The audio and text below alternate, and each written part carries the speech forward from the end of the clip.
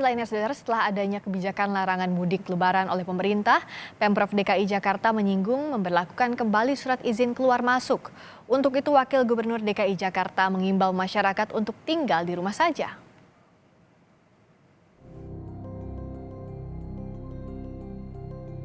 Pemerintah Provinsi DKI Jakarta mempertimbangkan untuk memperlakukan surat izin keluar masuk wilayah DKI Jakarta.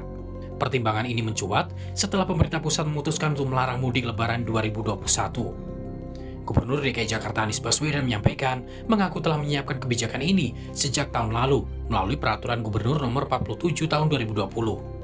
Kami itu dari tahun lalu sudah punya aturan. Kami di DKI itu sudah punya aturan bahwa pada masa lebaran ada pengendalian pergerakan penduduk. Itu Pergub nomor 47 tahun 2020. Dan itu yang kemudian digunakan. Nah, tahun ini kita lihat apakah kita menggunakan pergub yang sama atau nanti ada aturan baru dari pemerintah pusat yang menjadi rujukan. Tapi kami dari tahun lalu sudah ada itu. Anda ingat kan SIKM? Ya. Jadi karena itu larangan mudik ini perlu diwujudkan dalam bentuk peraturan, bukan hanya dalam bentuk anjuran. Karena kalau peraturan, maka petugas di lapangan bisa bertindak, petugas di lapangan bisa bekerja. Karena petugas nggak bisa bekerja tanpa ada dasar hukum.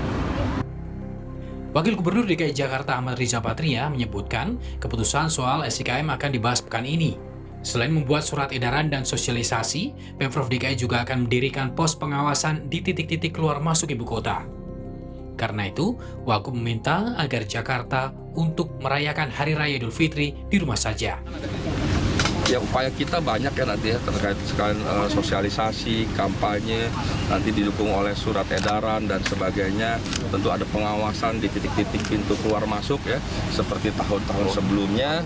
Dan tentu kita sudah sampaikan sejak awal, kita ingin bahwa protokol kesehatan ini bukan karenanya ada regulasi, aparat, dan sanksi. Kita laksanakan lebih karena kita yakini bahwa protokol kesehatan adalah sebuah kebutuhan kita semua. Jadikanlah protokol kesehatan. Belajar dari mudik tahun lalu, masih ada saja warga yang mudik walau telah dilarang. Selain menyadarkan masyarakat, pemerintah diminta mengeluarkan peraturan yang lebih ketat, seperti melakukan tes COVID-19 kepada semua pengguna moda transportasi, hingga mewajibkan pemudik isolasi mandiri saat tiba di tempat tujuan. Nah, kalau mau kita berpikir cukup cerdas, kebijakannya diubah. Bagaimana mudik tahun ini adalah mudik yang sehat, tapi terkendali. Caranya bagaimana? Ya, mulai dari titik keberangkatan hingga sampai tujuan itu dipantau terus.